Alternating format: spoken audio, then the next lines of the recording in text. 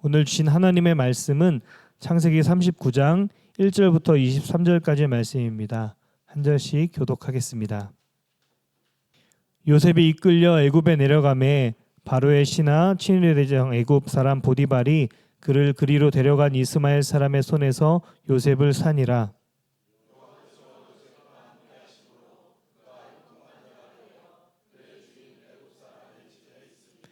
그의 주인이 여호와께서 그와 함께 하심을 보며 또 여호와께서 그의 범사에 형통하게 하심을 보았더라.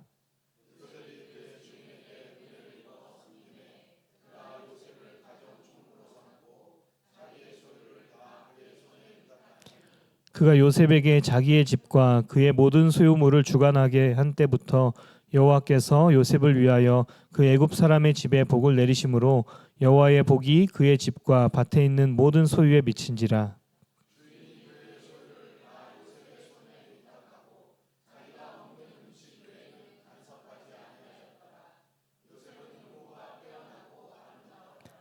그 후에 그의 주인의 아내가 요셉에게 눈짓하다가 동침하기를 청하니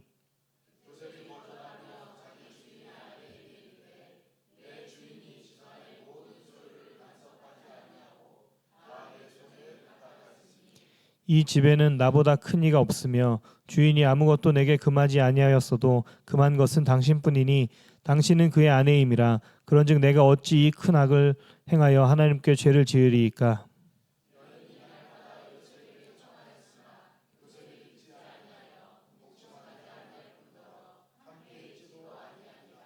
그러할 때에 요셉이 그의 일을 하러 그 집에 들어갔더니 그 집 사람들은 하나도 거기에 없었더라.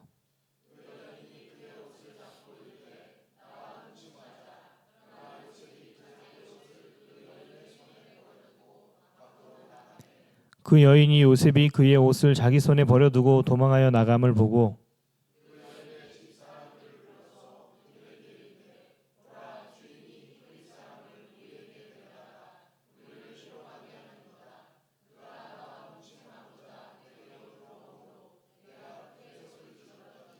그가 나의 소리질러 부름을 듣고 그의 옷을 내게 버려두고 도망하여 나갔느니라 하고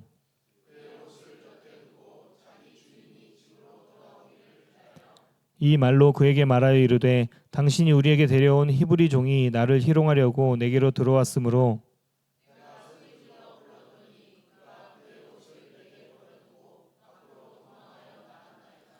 그의 주인이 자기 아내가 자기에게 이르기를 당신의 종이 내게 이같이 행하였다 하는 말을 듣고 심히 노한지라.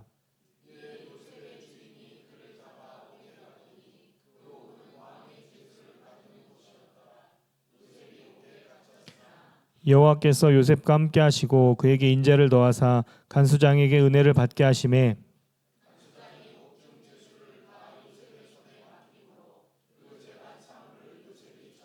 함께 읽겠습니다. 간수장은 그의 손에 맡긴 것을 무엇이든지 살펴보지 아니하였으니 이는 여호와께서 요셉과 함께 하심이라. 여호와께서 그를 범사에 형통하게 하셨더라. 아멘. 하나님의 말씀입니다. 오늘 주시는 말씀은 창세기 말씀 계속 이어서 나누도록 하겠습니다. 요셉에 관한 말씀입니다. 근데 오늘 말씀을 읽다 보면 좀 잘 안 맞는 것 같은 단어가 나옵니다. 그 단어는 형통한 자라는 말입니다. 형통한 자.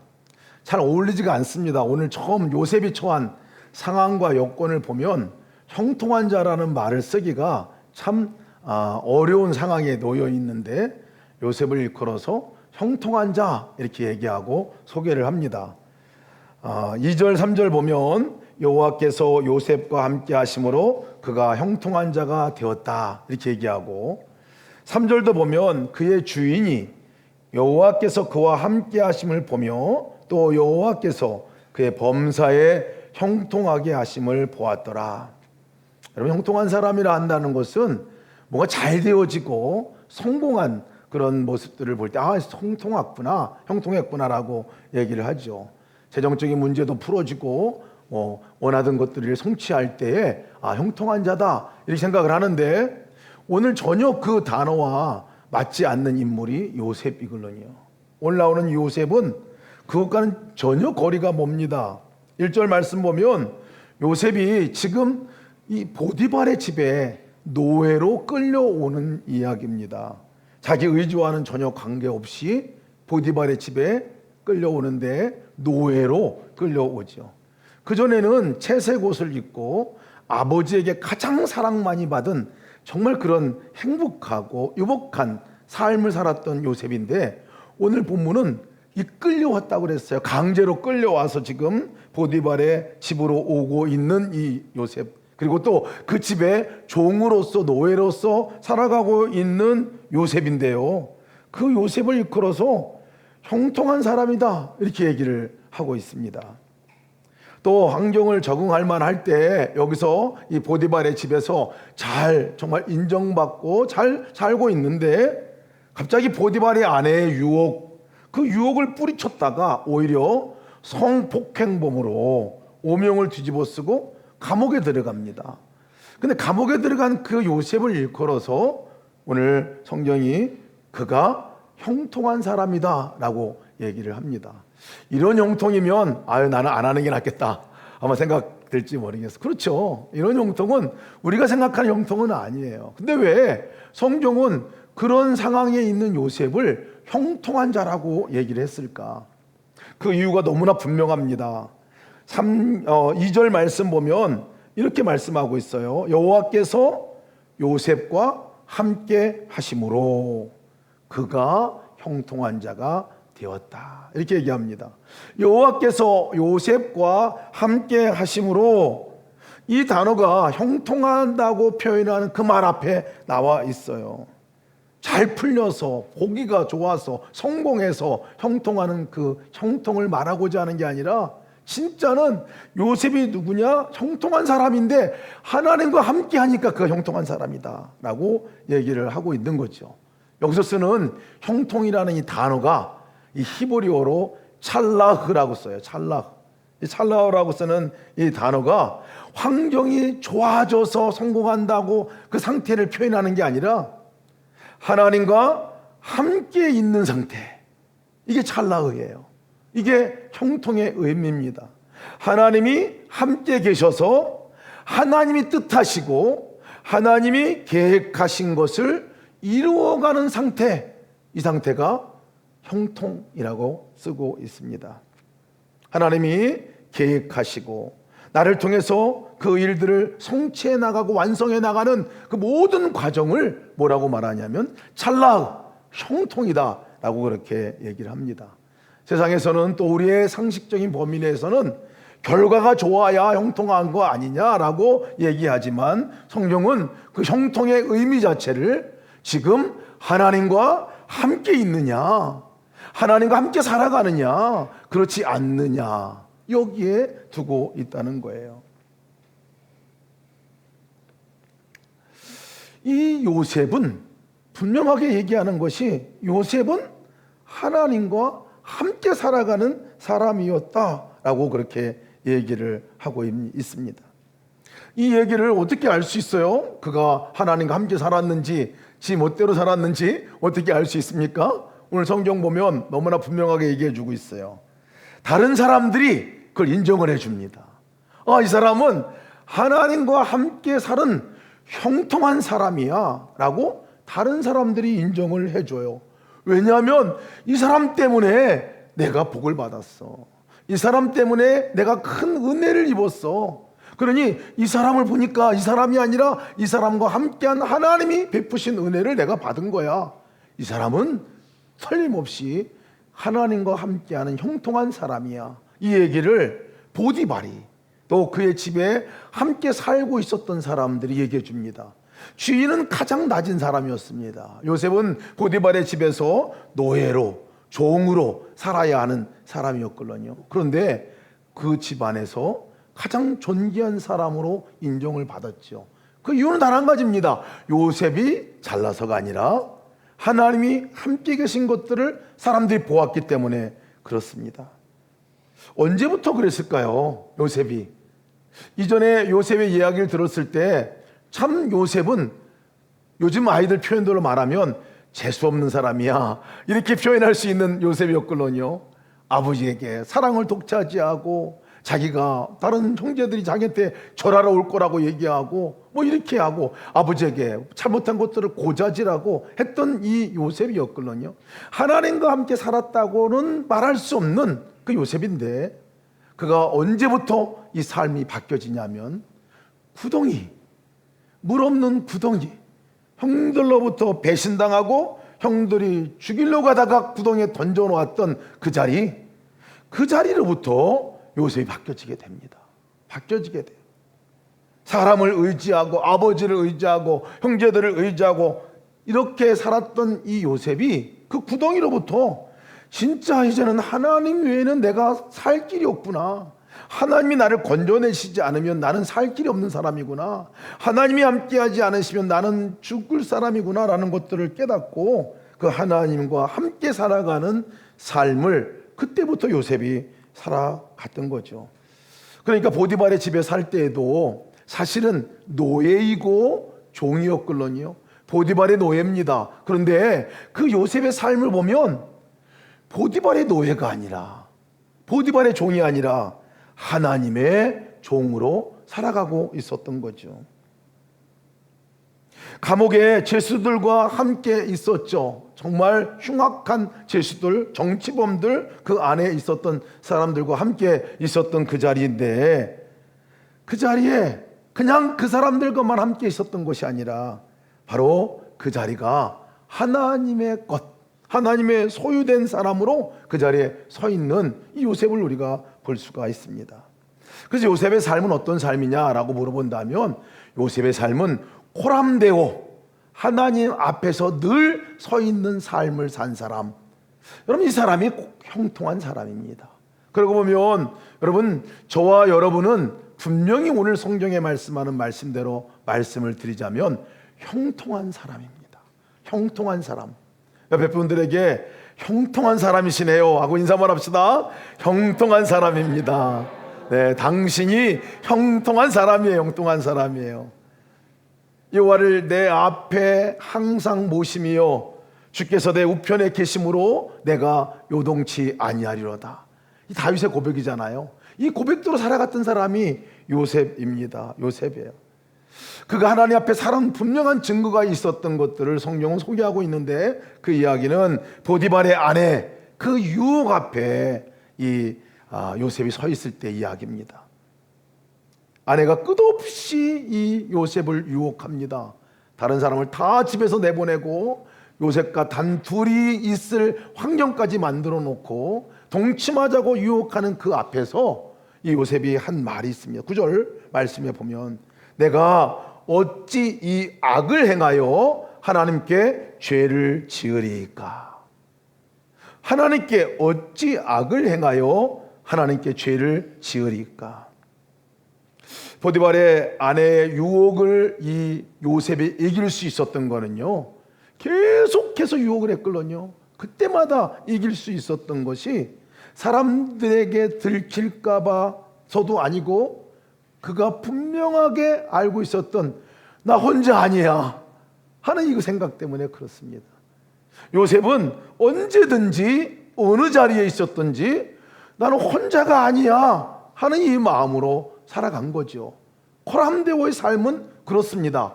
혼자가 아닌 거죠.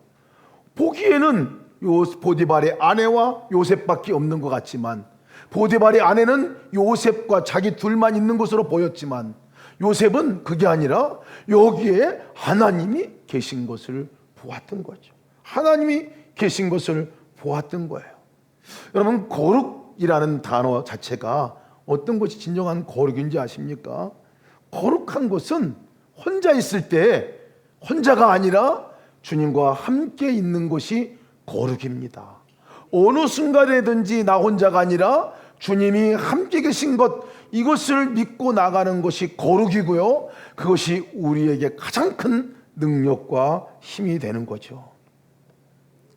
여러분, 이 하나님을 바라보고 하나님을 따라가고 하나님이 계신다는 것을 분명히 믿는 삶은 그냥 여러분 보고 가만히 있는 게 아니에요. 끝없이 나를 끌어당기는 다른 것들이 있습니다. 보디발의 아내의 유혹과 같이 근데 그 많은 나의 유혹이나 나를 땡기려고 하는 그것들을 단절해버리고 내가 하나님을 바라보고 하나님이 인도하시는 걸음대로 나가는 것, 이것이 형통한 자의 삶이죠.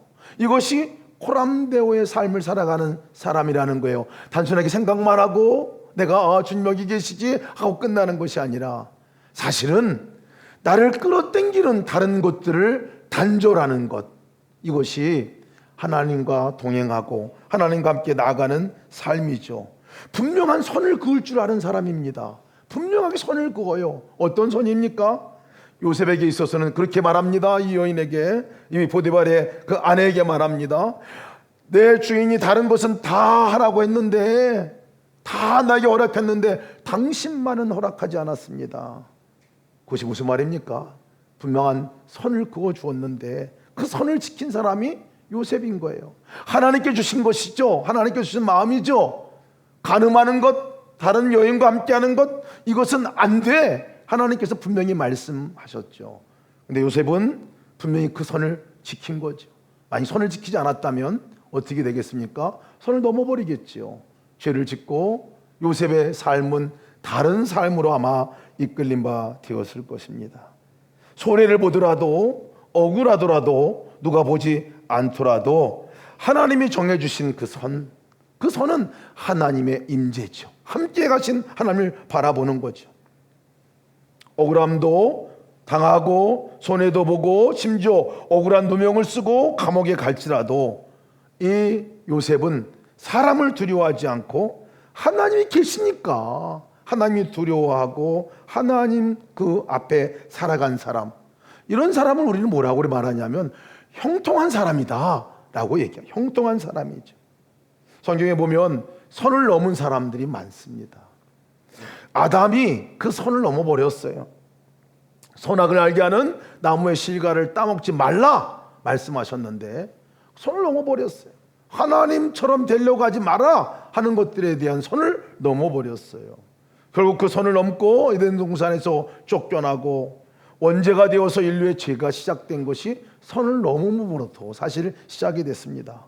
노아의 홍수 이후에도 마찬가지예요. 두 번째 창조에서도 마찬가지입니다. 창세기가 반복해서 그 패턴을 보여주는데 노아의 아들 셋째 함이 선을 넘어버렸어요. 아버지가 벌거벗고 있는 그 장면을 보고 나가서 입으로 말하고 그 수치를 다른 사람에게 드러내고 모욕과 욕을 당하게 하는 것, 이것이 함이 넘지 말아야 될 선이는데 그 선을 넘어버렸어요. 결국 그가 저주받은 사람이 되었고 관계들이 다 깨져버렸어요. 여러분, 지켜야 될 선을 넘어버리면요 관계가 깨집니다. 관계가 깨져.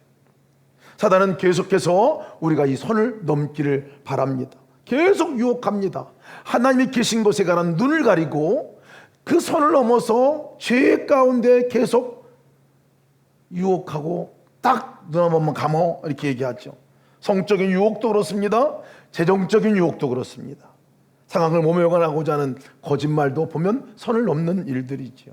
얼떨결에 내가 받은 뇌물이나 또 우리가 경건의 삶, 하나님과 함께 살아가는 삶 가운데서도 늘 예배의 자리와 또 다른 자리에 선이 있습니다. 넘어서서는 안 될 선들이 있죠. 분명하게 선을 그어야 합니다. 안 돼라고 말을 해야 합니다. 안 돼라고 말을 해야 합니다. 마귀는 거창한 죄가 아니라 사소해 보이는 그것들을 계속 넘나들면서 우리를 유혹해 오죠. 이 정도면 괜찮겠지 할 때 여러분 조심해야 합니다. 이 정도로 괜찮겠지 하는 것이 마귀의 엄청나게 강한 유혹인 것을 여러분 들으셔야 합니다. 그때 선을 지켜야 합니다. 하나님이 계신 것이 보여지면 선이 보입니다. 하나님 여기 계신 것이 보이면 이것은 행하여야 될 일, 이것은 행하면 안 되는 일들, 작은 유혹들이 여러분 쉽게 선을 넘게 합니다. 그런데 한 번 넘어간 선은 계속 넘어가게 됩니다. 한 번 거짓말하게 되면 계속 거짓말하게 됩니다. 한 번 음란한 것에 빠지면 계속 거기에 빠지게 됩니다. 내 발을 한 번 들여놓고 나면 계속 넘어가게 됩니다. 선을 지켜야 하죠. 어떻게 이 선을 지켜야 합니까? 요셉과 같이 그렇게 하는 거죠. 요셉은 너무나 분명하게 하나님이 함께 계신 것을 늘 바라보고 인정하고 나갔습니다. 여기 하나님이 함께 계시지, 내가 혼자가 아니지. 여러분, 예수동행 일기를 쓰면서 우리가 주님을 바라보자고 말씀드리고 훈련하고 있는 이유는 거기에 있습니다. 너무나 우리가 이 손을 넘나들기 때문에 그렇습니다. 주님을 바라보지 아니하고 주님 앞에 서 있지 아니하면 우리는 우리도 모르는 사이에 그냥 그 손을 넘나들고 있게 됩니다. 매일 저녁마다 내가 주님 생각은 했는지, 오늘 매일 저녁마다 주님이 나 삶 가운데 하신 일은 뭔지, 매일 저녁마다 나를 유혹하고 나를 끄집어 당기려고 하는 사단의 유혹은 뭔지 우리가 생각하면서 적어보면요, 선을 넘지 않아요. 늘 주님 앞에 서 있게 되는 그 동행의 삶으로 나가게 되는 거죠. 여러분, 예수동행 일기를 늘 얘기하고 강조하는 이유는 단 한 가지입니다. 고람도의 삶을 우리가 살아보자 하는 거죠. 근데 오늘 말씀 가운데 또 우리가 질문할 질문이 하나 있습니다. 요셉이 선을 잘 지켰는데 그럼 그 결과가 어떻게 됐을까요? 선을 잘 지키면 그 뒤도 잘 돼야 되는 거 아닌가요? 근데 오늘 말씀 보면 그렇지 않습니다. 하나님 앞에 선을 지키고 죄를 거절하고 고람되어의 삶을 살기 시작했는데 오히려 억울한 누명을 쓰고 감옥에 가게 되죠. 그래서 우리의 마음속에 이런 마음이 들 수도 있습니다. 선을 지키면 복을 받아야 되는 것 아니냐, 하나님의 뜻대로 살아가면 잘 돼야 되는 거 아니냐, 왜 요셉에게 이런 일이 생기나? 근데 여러분, 그냥 그 순간에 보이는 것만 우리가 판단해서는 아니게 됩니다. 아까도 말씀드렸지만 형통은 지금 당장 나타나는 결과가 아니라 그 과정 속에서 하나님이 일하고 계시고 그 과정 속에서 하나님의 계획을 이루어가고 계신 것들을 보는 것이 그거 진정한 형통이지요. 요셉이 옥에 갇혔으나 여호와께서 요셉과 함께 하시고 그에게 인자를 더하사 간수장에게 은혜를 받게 하시니 20절, 22절, 21절 말씀하고 있습니다. 감옥에 들어갔지만 그 안에 또 앞에 언급하는 말은 뭐냐면 요셉과 하나님이 함께 계셨으니. 그리고 나서 일어나는 일은 뭔지 아세요? 요셉에게 하나님께서 임하셔서 감옥을 벗어나게 한 것이 아니라 요셉 때문에 다른 사람에게 은혜를 베풀었다고 그랬어요. 요셉이 있는 그 자리에 다른 사람을 축복하는 자리가 되었다고 얘기를 해주고 있습니다. 뭔가 다릅니다. 여러분, 형통한 사람은 어떤 사람이냐면요, 형통한 사람이 그 자리에 있을 때에 다른 사람이 복을 받게 되는 은혜가 있게 됩니다. 하나님의 은혜를 입게 되는 역사가 있게 됩니다. 여러분들을 통해서 여러분 주변 사람들이 은혜 받는 역사가 있기를 주의 이름으로 축복합니다. 억울하고 손해보더라도요, 심지어 감옥에 가더라도 하나님이 함께 하시는 사람에게 일어나는 놀라운 변화입니다. 근데 그 요셉 스스로에게도 이 기간이 엄청난 놀라운 은혜의 기간이었던 것을 알 수 있습니다. 여러분, 요셉이 노예로 있는 그 자리, 억울한 또 누명을 쓰고 감옥에 간수로 가 있는 그 자리 자세히 들여다보면요, 하나님께 그 기간에 진짜 하나님이 요셉을 만들어가고 계셨고 요셉을 정말 하나님이 쓰시고자 하는 놀라운 그 은혜의 그 자리까지 인도하시는 그 과정이 되었습니다. 보디발의 집에 있을 때 어떻겠습니까? 보디발의 집에 있을 때 그 하나님께서는 그곳에서 노예인데도 불구하고 행정적인 훈련을 시키셨어요. 재정까지 다 맡겨가지고 그 칭의 대장 집, 그 큰 살림살이를 다 맡아서 할 수 있도록 재정의 훈련도 시켜주셨어요. 행정, 재무 관리를 하나님이 친히 훈련하고 계신 것을 보게 됩니다. 감옥에 있을 때는 어떻습니까? 간수장에게 은혜를 받게 하셔서 옥중에 있는 죄수들을 다 관리하게 하셨어요. 다 관리하게 하셨어요. 보면 인사 관리예요. 사람의 관리입니다. 얼마나 많이 있었겠나는 잘 모르겠지만 하나님께서 그 기간을 그냥 헛되이 보내신 것이 아니라 하나님의 계획하신 것을 이루어가고 있었다는 거죠. 그것이 형통이죠. 요셉은 지금 보지 못했어도요. 그러니까 17세의 노예로 팔려가서 요셉이 30세 총리가 되기 이 13년의 과정이, 하나님은 노예 생활만 하고 있는 줄 알았는데 그게 아니라 그 가운데서 행정과 재정을 관리할 수 있는 훈련을 하게 하셨고, 죄수 생활하는 그 삶만인 줄 알았는데 그곳에서 인사 관리할 수 있는 훈련까지도 시켜주시는 과정이었습니다. 하나님이 하신 일이었죠. 하나님이 하신 일이었죠. 하나님은 하나님의 일을 하시죠. 하나님은 우리의 상황과 여건 가운데서 하나님의 계획을 이루어가고 계시죠. 그렇다면 우리는 뭐를 해야 합니까? 우리는 어떻게 해야 하는 것이 하나님과 동행하는 삶입니까? 함께하는 삶은 도대체 어떻게 하는 것이 함께하는 삶입니까? 요셉을 보면요, 요셉은 큰 꿈을 가지고 비전을 가지고, 내가 앞으로 모든 사람이 나한테 절할 사람이야, 그 꿈을 갖고 사는 삶이 아니었습니다. 꿈은 그렇게 꿨을지라도 요셉의 삶은 그것을 생각할 겨를도 없었고요, 바라볼 순간도 되지 않았어요.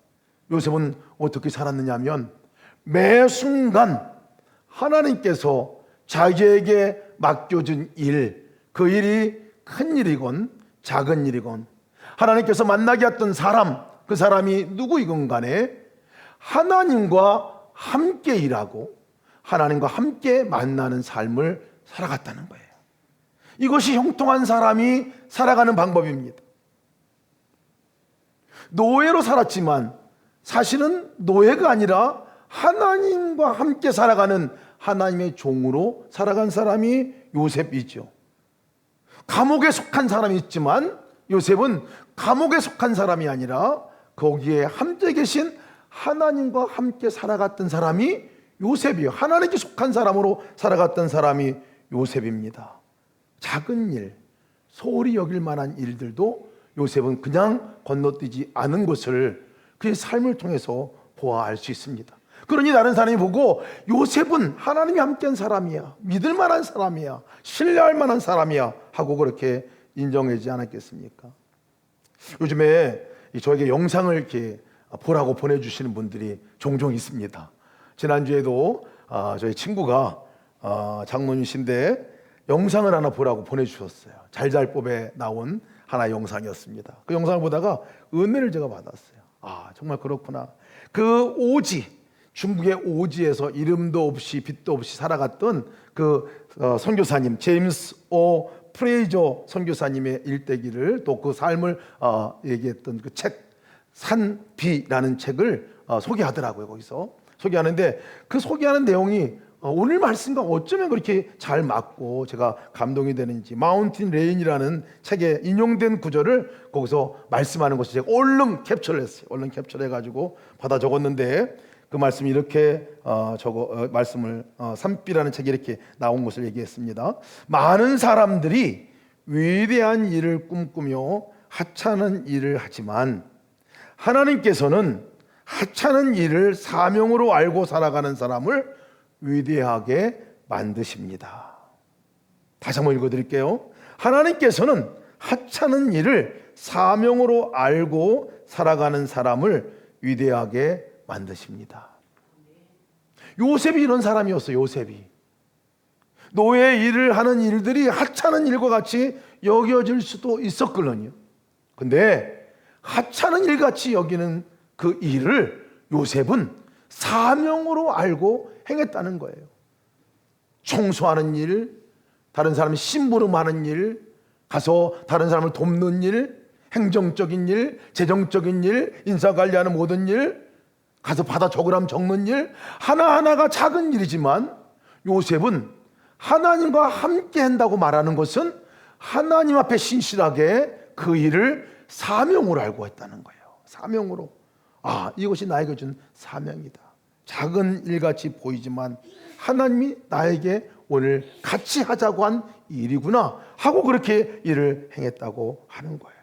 그래서 요셉은요, 거대한 꿈을 꿔서 총리가 된 사람이 아니라 매일매일 하찮아 보이는 일 가운데 하나님과 함께 그 일을 해나가면서 하나님께서 만들어 나갔던, 하나님께서 그렇게 세우셨던 이 사람이 요셉이라는 것이에요. 그 자리가 아주 억울한 자리였고, 그 자리가 정말 노예와 같이 천한 자리였고, 그 자리가 실패해 보이는 것 같은 자리였지만 요셉은 한 번도 그렇게 생각하지 않았던 것 같아요. 왜? 그 자리에 하나님이 계시면 된 거지. 그 자리에 하나님이 나와 함께 계시면 된 거지. 내가 그분과 함께 자그마한 일이지만 함께 해나가는 것, 이것이 행복이지, 이것이 삶이지 하고 요셉은 그렇게 여기고 살았던 것 같습니다. 매일매일 그 삶을 살아갔던 거죠. 지금 우리 가정의 달 5월을 맞이합니다. 어떤 분들은 5월 맞이하기를 싫어하는 분도 계세요. 가정의 달 되면 싫어하는 분도 계세요. 상처가 있고 어려움이 있으면 더더욱 그렇습니다. 우리가 이 가정의 달 맞이하면서 우리가 이 말씀을 함께 적용해 봤으면 좋겠습니다. 가정 안에서 또 내 삶에 소소히 만나는 사람들 안에서, 아마 가정 안에서 여러분 우리에게 주어진 일들이 때로는 너무나 사소해 보이고 너무나 무가치하게 보이는 일이 될 수도 있을지 모르겠어요. 아이들을 돌보는 일들, 또 청소하는 일들, 설거지하는 일들, 분리수거하는 일들, 또 사람을 맞이하는 일들, 또 챙겨서 보내야 하는 일들, 부모님에게 또 섬기는 일들, 또 형제들 간에 함께 나누는 모든 일들, 이것이 어찌 보면 소소하고 하찮아 보이는 일이 될 수도 있을지 모르겠습니다.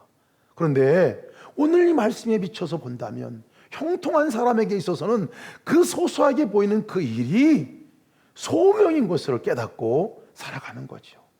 여러분, 우리에게 주어진 모든 일들을 소명으로 알고 살아가신 여러분 되시길 축복합니다. 소명이라는 말은요, 혼자 하지 않겠다는 거예요. 하나님과 그 일을 함께 하는 거죠. 공부하는 학생들에게는 공부하는 일이 소명이죠. 하나님과 함께 하는 일이죠. 많은 사람들이 하나님께 나를 선교지로 부르면 가서 내가 목숨을 내놓고 열심히 살겠습니다, 이렇게 말합니다.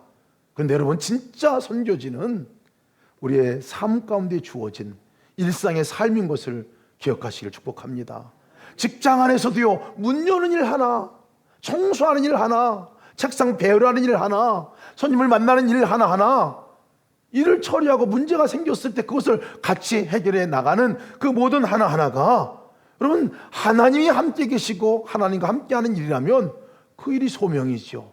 그 일이 소명이죠. 그 일이 가장 존귀한 일이죠. 그 일 하나하나를 행해 나갈 때에 하나님께서는 우리를 일컬어서 뭐라고 말하냐면 형통한 자다라고 얘기하는 거죠. 저와 여러분은 형통한 사람들입니다. 형통한 사람으로 축복된 삶을 살아가시기를 주의 이름으로 축복합니다. 오늘 요셉을 보면요, 요셉을 우리가 그리스도의 모형이다라고 표현을 하기도 합니다. 왜 그러냐면 요셉이 당한 고난을 보면요, 요셉 스스로가 잘못해서 당한 고난이 아니었어요. 요셉의 고난을 보면 요셉은 자기 스스로가 잘못해서 그 고난을 맞이한 것이 아니라 처음에는 형들에 의해서, 다른 사람들에 의해서 고난을 당했어요. 어려움을 당했어요. 보디발의 집에서도 보디발의 아내의 유혹으로 인해 가지고, 고자질로 인해 가지고, 그 사람의 못됨으로 인해 가지고 감옥에 갔어요. 고난과 어려움이 자기 잘못이 아니라 다른 사람에 의해서 그렇게 되어진 것이 요셉의 모습이죠. 그러고 보면 예수님도 마찬가지예요. 예수님의 삶도 예수님이 잘못해서가 아니라 다른 사람들에 의해서 고난을 당했고, 다른 사람들을 의해서 죄가 없지만 십자가에서 죽으시기까지 했던 그분이 예수님이셨어요. 그러나 공통점은요, 하나님이 함께 계셨는데, 하나님이 함께 계신 그 삶이었죠. 요셉은 구덩이에 던져졌지만 그 가운데서 다시 죽음 가운데서 부활한 것 같이 살아나는 경험을 했죠. 예수님도 마찬가지로 무덤에서 장사되었다가 다시 부활하시는 역사가 있게 되었습니다.